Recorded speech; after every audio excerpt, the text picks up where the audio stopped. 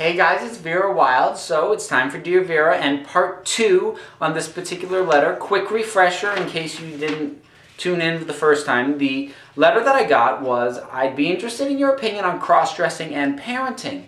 How do you parent as a cross-dresser, and how would you parent a cross-dressing child, and how would you help your kid to deal with the potential bullying in either scenario? This came from Nicole Jan. Now, last week I talked about my own experience as a parent who cross-dresses, so I dealt with that side of it. So this time I am going to talk about if you find your child cross-dressing. Now, this one, as opposed to what I talked about last week, is not something that I have personal experience with. But as someone who was in dressing into varying degrees from a young age, I'm going to pull from that, and also just things that I know from talking to other dressers.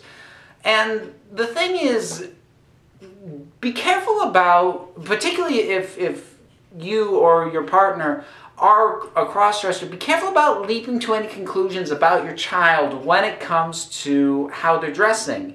Because remember, children like to just play dress-up.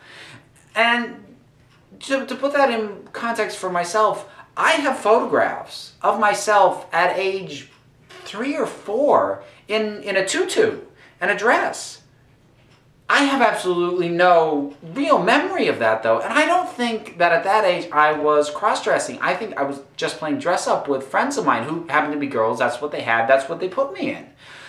But in my mind, looking at my life course, I didn't start doing anything I would label as cross-dressing until I was about 10 or 11. But, there were instances of me putting on girls' clothes well before that. So don't just assume because you have a boy who puts on a dress for fun that they are a cross-dresser, because it could just be playing around and it may not mean anything.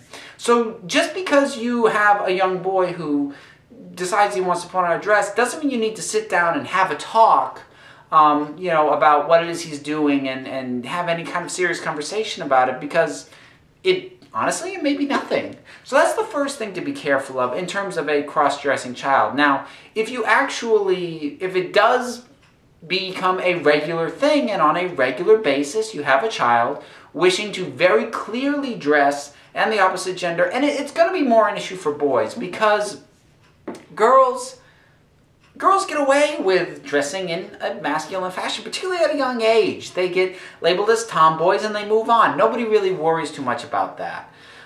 So it is more of an issue for boys who want to put on girly things. And it's because it's not an experience that I've had as a parent, it's difficult for me to say the best way to address that if it does appear to be, something important to them, and not just something fleeting they did once or twice for the heck of it. What I would say is try and make them feel safe at home. Make them know that they can dress however they want and at home, and it is absolutely safe. The problem becomes going out in public, and things get a little bit dicey here. Firstly, because if you just set a rule, you cannot wear this outside the house, because I say so, you're assigning kind of a sense of shame to this, and which is a very dangerous thing, particularly for kids of that age. So what I would say is try and incorporate it in a more general sense of what is or is not appropriate to wear out in public.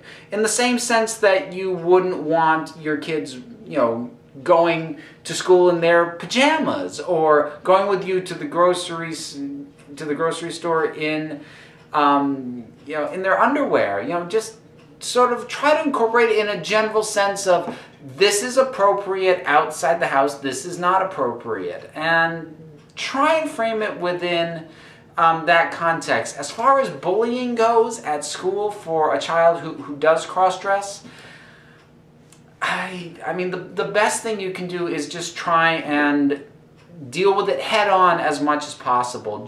I think we are now understanding as a society that the teasing and the bullying can be very, very damaging. So absolutely don't ignore it. Address it head on with whatever child is doing the bullying, with teachers if it's happening at a school, with the parents of the child who's doing it. Don't let it sit idle, and just address it as best you can. And that, I wish I could offer better advice on that, but it's a little bit of a case-by-case scenario because it depends on the nature of the kid who's doing the bullying, what he's actually doing. So that part of it is difficult, but try and find a balance of getting a child to understand that if you have a child who is cross-dressing, that what they're doing is okay at home, and just sort of try and find a way to frame it in that context, that there's nothing wrong with it, but it's an at-home activity. And that's the best that I can offer, and I hope that you find that helpful. And if you do find that you have a cross-dressing child, I hope that they look amazing. So, with that, keep those questions coming, guys, and until next time,